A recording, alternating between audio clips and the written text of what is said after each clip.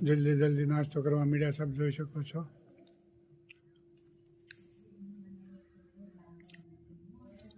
દરરોજ આવી જાય।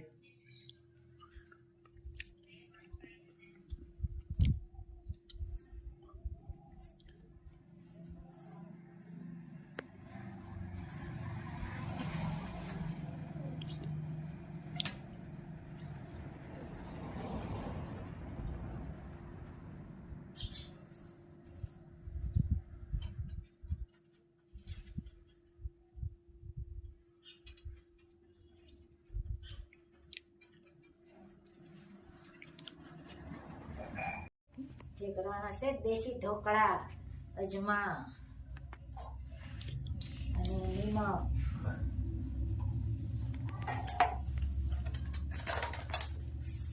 સાદા ઢોકળા, હળદર, ચટણી, ધાણા જીરું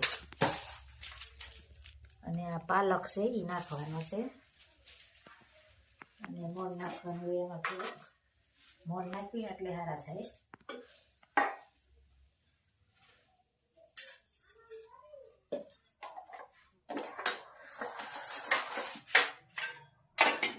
અને આ સાજીના ફૂલ, એની ઉપર લીંબુનો રસ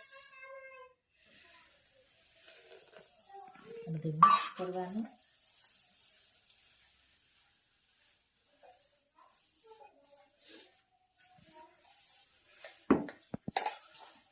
અને આ પાલક, કેટલી આઈટમ ભેળવવાની થાય?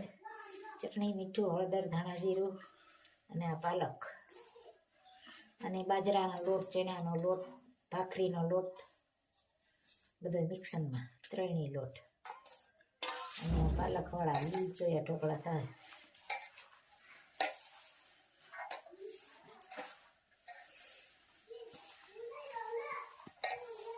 એમાં પાણી પણ નાખી શકાય ને છાશ પણ નાખી શકાય। લીંબુ હોય ને છાશ નાખીને તો ખાટા મીઠા થાય, ન હોય તો છાશ પણ નાખી શકાય થોડીક।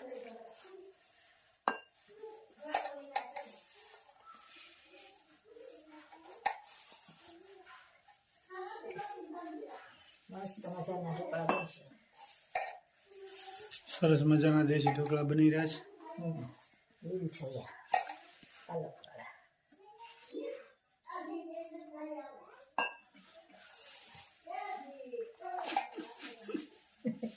મસ્ત મજાના ઢોકળા અને બધા લાઈક બહુ કરી,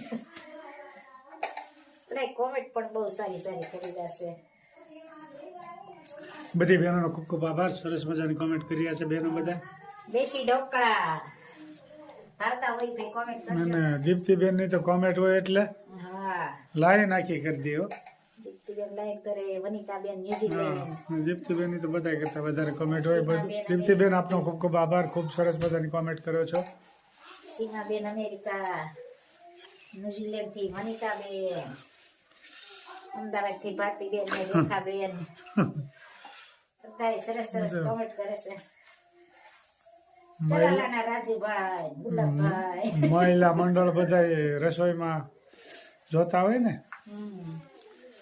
રસોઈ બધાને સરસ લાગે છે એટલે કોઈ જમવા આવશે ક્યારેક ક્યારેક આ બાજુ આવે ત્યારે ફોન કરજો ભાઈ।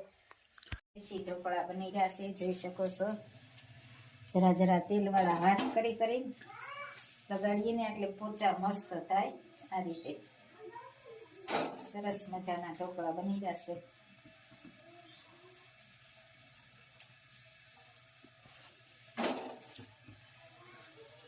અને કોમેન્ટ પણ સારી સારી આવે છે, તો બધાનો ખૂબ ખૂબ આભાર। બધાને જય સ્વામિનારાયણ, જય શ્રી કૃષ્ણ, જય જિનેન્દ્ર, જય સિયા રામ ને હર હર ભોલે મહાદેવ।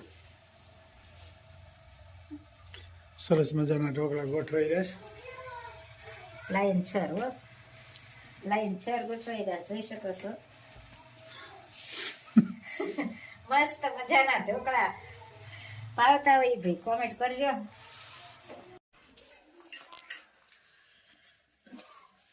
મસ્ત મજાના દેશી ઢોકળા અને જમવા પણ બેહી ગયા છે।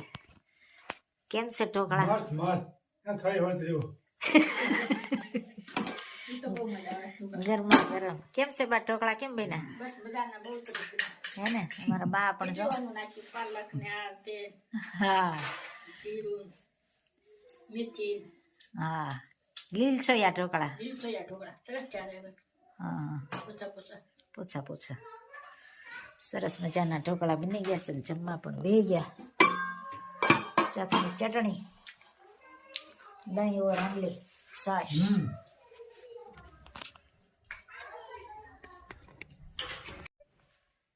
નમન હું કરું વિષપાળને કરગરી કહું ભક્તિ બાળને અરજય મારી યુરમાં ધરો વિપતિ મારી શ્રી હરિહરો અવરયાસરો મારે નથી સર્વદાનને શું કહું કથી કઠણ કાળમાં યા પતોદણી સુખદ શ્યામળા મુક્ત ના મણી અમરના પતિ આસતા હરી રસિક રાખજો લાજય મારી પ્રણત પ્રાણસો સર્વના પ્રભુ દીન દયાળ સો વિશ્વના વિભુ વિમળ મૂર્તિ ઉરમાં વસો નજરથી પ્રભુ દૂર ના થજો અધિક ત્રાસને તોડી નાખજો બ્રહ્માનંદને પાસે રાખજો જય સ્વામી જય ખૂબ સરસ મજાનું કીર્તન ગાયું. પ્રભુને વિનંતી કરી છે કે અખંડ અમારા હૃદયમાં રહેજો અને અખંડ તમારું સ્મરણ કરતા રહી એવી શક્તિ આપજો. એક એક કડી જીવનમાં ઉતારવા જેવી છે. જય સ્વામિનારાયણ. જય સ્વામિનારાયણ. ભગવાને જયારે ઠપકો સાધુ વાણિયાને આપ્યો ને ત્યારે સાધુ વાણિયો, કારણ ત્યાં તો વાણિયા હતા, ભગવાનની પ્રાર્થના કરી, ભગવાનની ક્ષમા. તો જો વાણિયો છે ને આમાં કોઈ ભાઈ નો સડાવે, એ એમ કે હા છે તો કહેવાનો અર્થ કે આ વાણિયાએ ભગવાનને બે હાથ જોડ્યા, મસ્તક નમાયું, આંખ બંધ કરી અને ભગવાનને શું કીધું કે તન માયા મોહિતા સર્વે, તન માયા મોહિતા સર્વે બ્રહ્માદ્યા સદિવો કસ ન જાનંતિ ગુણાન રૂપમ તવાસર્યમ જમ પ્રભો. હે ભગવાન, હું તો પામર એવો મનુષ્ય છું, તમને જાણતો નથી. ભગવાનને કેવું કીધું? હું તો પામર એવો મનુષ્ય છું, તમને ભગવાન જાણી ન શક્યો. તમે આ રૂપમાં આવ્યા, મને શું ખબર ભગવાન? અમે તો કાળા માથાના માનવી ભગવાન, અમે તમને ઓળખી શક્યા નહીં. ભગવાનની ક્ષમા યાચના કરી કે પ્રભુ હે ભગવાન, અમે તમને જાણી શક્યા નહીં અને અમારા જે કાંઈ અપરાધ છે ને ગુના છે એને ક્ષમા કરો, ક્ષમા કરો, ક્ષમા કરો. અમે તો તમારા શરણે આવ્યા છે. અને જ્યારે ભગવાનની શરણાગતિ સ્વીકારીને એટલે ભગવાન રાજી થઈ ગયા. ભગવાનને હું જોઈ પત્રમ પુષ્પમ ભલમ તો એમ ભગવાનને કાંઈ ન હોય, બે હાથ જોડીને પગે લાગો ને એટલે ભગવાન ખુશ થઈ જાય. આવો જય સ્વામિનારાયણ. જય શ્રી કૃષ્ણ. જય શ્રી કૃષ્ણ. ભગવાનને બે હાથ જોડી નમસ્કાર કર્યા. ભગવાન રાજી થયા. ભગવાને આશીર્વાદ આપ્યા, જાઓ તમારું જે પેલાનું હતું ને એ બધું ભરપૂર થાય છે. આમ કઈ ભગવાન થઈ ગયા. પણ સાધુને વાણિયો જ્યારે એમ કહેવાય કે જ્યાં નાવની પાસે આવ્યા ને તો નાવ પેલાની જેમ ભરપૂર હોય અને સાધુ અને વાણિયો ખુશ થઈ ગયા. સમુદ્રના કિનારે ભગવાનની કથા પરિપૂર્ણ કરી. નાવિકોને કીધું કે હાલો આપણા દેશ તરફ પ્રયાણ કરીએ અને આખી નાવને પાછી ભરી અને પોતાના દેશ તરફ પ્રયાણ કર્યું. એનો દેશ નજીક આવ્યો ને, ગામ નજીક આવ્યો ને એટલે એક દૂતને કીધું કે જાઓ તમે ઘેરે ખબર આપવા મોકલ્યો છે. ઘેરે જઈ અને લીલાવતી ને કલાવતી ભગવાનની કથા કરે છે. માં ને દીકરી ભગવાનની કથા કરે. દૂત